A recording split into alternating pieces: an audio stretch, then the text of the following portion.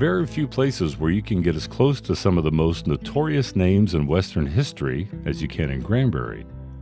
A little small burg of 9,000 souls in North Texas, less than an hour's drive from Dallas and Fort Worth.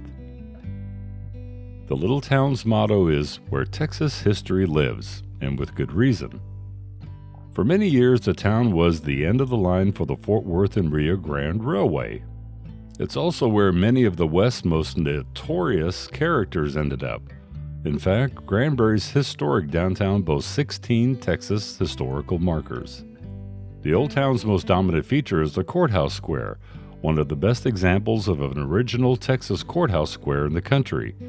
The Hood County Courthouse, built in 1866, is a 3-story Victorian gem constructed of locally quarried limestone and topped with a gray dome roof that looks like a wedding cake topper. It features a large Seth Thomas clock, which must be hand-wound every 8 days, one of only 2 such clocks in the world. The other is in the Parliament building in London.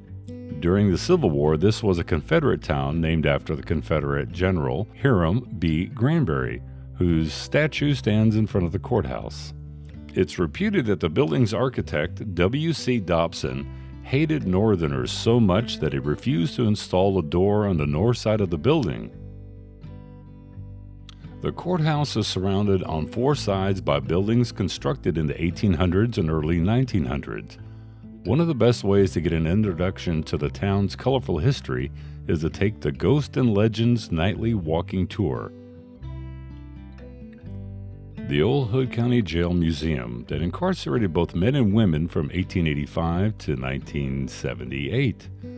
The tower-like 3-story structure has a hanging gallows, but a man named Indian Joe was the only person ever hung there. Prisoners were booked in a small, square room in the front of the native stone structure. Then they were led up a steep, pull-down metal ladder to the cells.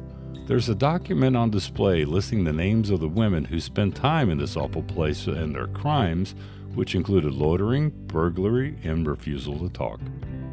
Lawlessness and quick retribution were common in Granbury. This is the Wild West, and the town boasted more bars and brothels than any other business. Even people hired to uphold the law were crooked. There was a Judge Lamar, whose nameplate is on one of the building's squares, provided the money for a number of brothels in the town. In 1905, Carrie Nation, the famous anti-liquor crusader, came to Granbury to change all of that. She rallied the town's Christian women and marched around the courthouse demanding closure of the saloons and brothels. Within 5 days, Granbury was a dry town. On the corner where Lake House Grill now sits, the famous outlaws Bonnie and Clyde bought sandwiches and coffee.